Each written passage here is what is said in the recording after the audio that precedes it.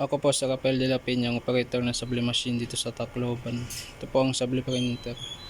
Nagamit ko ito ng 2 araw na may total na 4 meters. Nozzle test. Ay head clean. After head clean, punasan ng wiper at capping.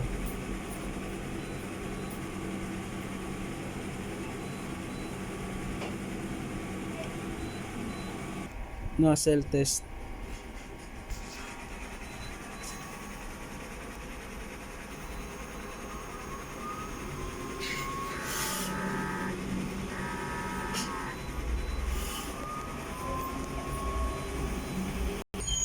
Ang system ay tama lang.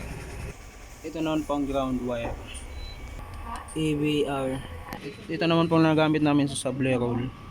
Cyan, yellow, magenta, black, daily checklist.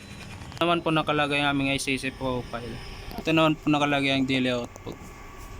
Lang po, thank you.